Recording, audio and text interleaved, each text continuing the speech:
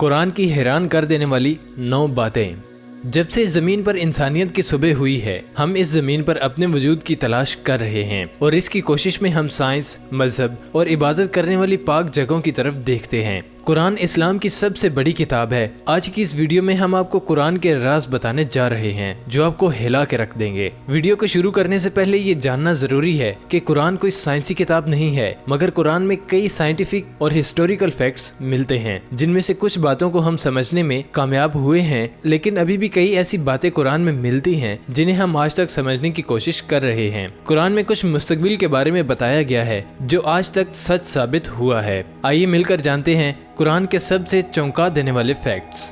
Number 1, origin of life. पानी हमारी जिंदगी के लिए बहुत ज्यादा जरूरी है। कुरान कहता है कि जिंदगी पानी में पैदा हुई है और पानी को ही जमीन पर एक वजह माना गया है। इसकी तहकीक इस बात से की गई है कि जानदारों के सेल्स पानी से बने हुए हैं। मिसाल के लिए किसी भी जानदार के साइटोप्लाज्म में 80% पानी होता है। फैक्ट ये है कि जानदार ज्यादातर पानी से ही बने हुए होते हैं और इसकी तस्दीक माइक्रोस्कोप की इजाद के बाद ही हो पाई। अरब के रेगिस्तान में रहने वालों की ये सोच अपने आप में हैरान कर देने वाली है। जमीन पर जिंदगी सिर्फ पानी की वजह से ही मुमकिन है।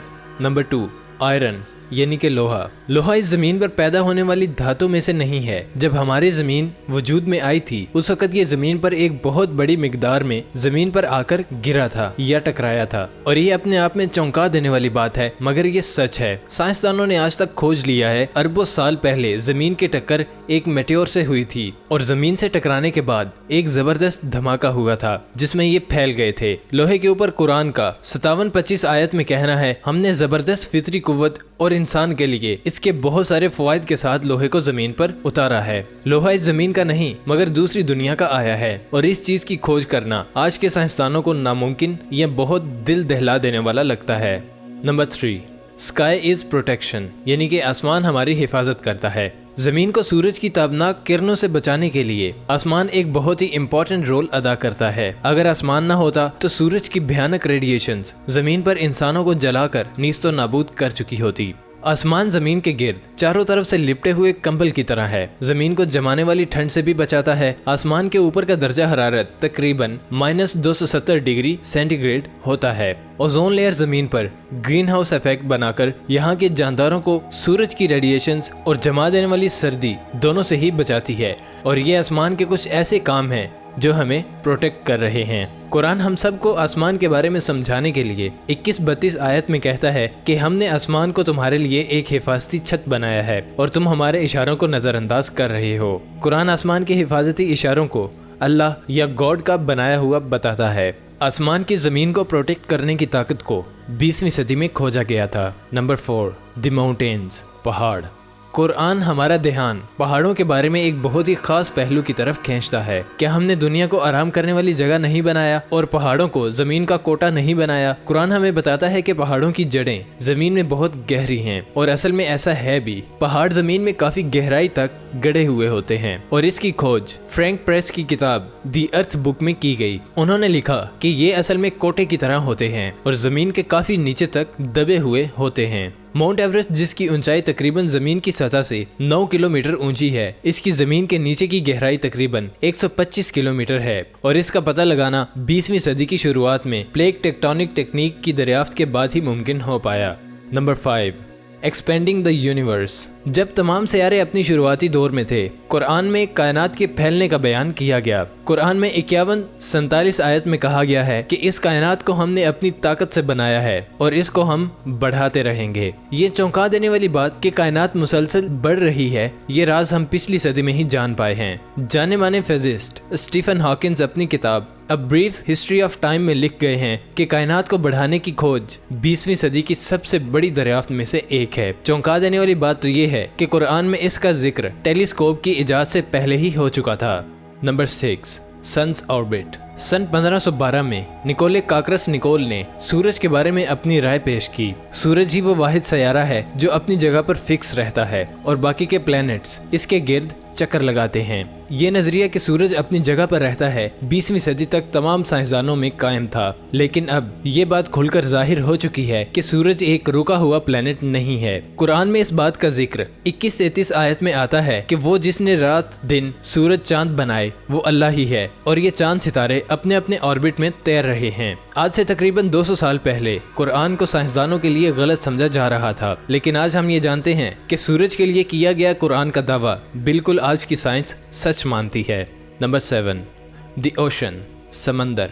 दोस्तों, कुरान 24-40 आयत में बहुत गहरी बातों को हम तक पहुंचाना चाहता है। इसमें लिखा है, गहरे समंदर के अंधेरे दुल्हनों से घिरे हुए हैं, लहरों के नीचे और उसके ऊपर बादल है और उसके ऊपर फिर अंधेरा है, एक के ऊपर एक चादर बनाए हुए हैं और इतने गहरे हैं कि आपके हाथ भी आपको दिखाई न दे, और जिसको अल्लाह रोशनी न दे उसको रोशनी कहीं नहीं मिल सकती। आमतौर पर यह समझा जाता है कि लहरें समंदर के ऊपर वाली सतह पर चलती हैं। हालांकि समंदर के साइंसदान इस बात की खोज कर चुके हैं कि लहरें सिर्फ समंदर के ऊपरी सतह पर ही नहीं बल्कि नीचे भी होती हैं। ये लहरें इंसान को दिखाई नहीं देती, इनको सिर्फ कुछ खास मशीनों की मदद से ही पता लगाया जा सकता है। कुरान समंदर की गहराइयों के अंधेरों के ऊपर चलने वाली लहरों और फिर उसके ऊपर चलने वाली लहरों और इसके ऊपर चलने वाले बादलों के बारे में बताता है। कुरान की ये बात सिर्फ इसलिए ही काबिल तारीफ नहीं है कि वो समंदर की अंदरूनी लहरों के बारे में बात करता है, बल्कि इसलिए भी है कि ये समंदर की गहराई में मौजूद अंधेरों को भी बयान करता है। आज के टाइम में भी इंसान बिना ब्रीथिंग इक्विपमेंट्स की यूज किए सिर्फ 70 मीटर की गहराइयों तक ही जा सकता है। वहाँ तक कुछ रोशनी जरूर होती है, मगर जब हम 1000 मीटर की बात करते हैं तो वहाँ घुप अंधेरा होता है। कुछ 1400 साल पहले ये सब पता लगाना कैसे मुमकिन हुआ,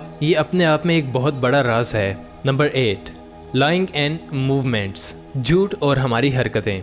अबू जहल नाम का एक बहुत ही जालिम इंसान मोहम्मद सल्लल्लाहु अलैहि वसल्लम के दौर में हुआ था।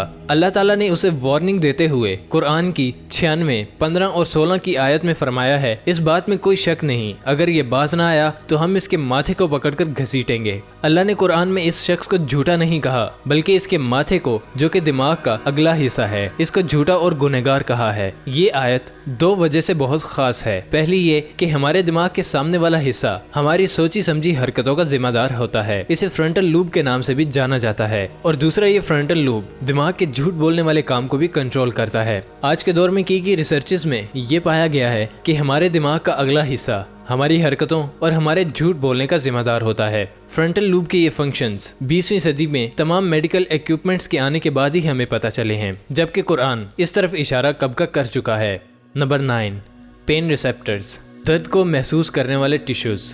दोस्तों, काफ़ी सदियों तक यही समझा जाता रहा है कि महसूस करना और दर्द का अंदाज़ा करने वाले टिश्यूज दिमाग में होते हैं। हालांकि ये बात बाद में खोजी गई कि दर्द को महसूस करने वाले टिश्यूज दिमाग में नहीं बल्कि हमारी खाल पर ही मौजूद होते हैं और इनके बिना दर्द को महसूस नहीं किया जा सकता। इस बात से मुतल्लिक अगर कुरान की इस आयत को गौर से देखें तो इसमें लिखा है कि जिन लोगों ने हमारे खुलासों को झूठ समझा है, हम इन्हें आग में झुलसाएंगे जब इनकी खाल जल जाएगी, और हम इनके बदले इन्हें नई खाल देंगे ताकि वो दर्द को महसूस करते रहें। बेशक खुदा हमेशा रहने वाला, गालिब और हिकमत वाला है। कुरान ने इस बात का इंकशाफ 1400 साल पहले ही कर दिया था कि दर्द को महसूस करने वाले टिश्यूज स्किन में ही होते हैं, ना कि दिमाग में, और ये कि वो हाल ही में की जाने वाली कुछ रिसर्चेस में से एक है।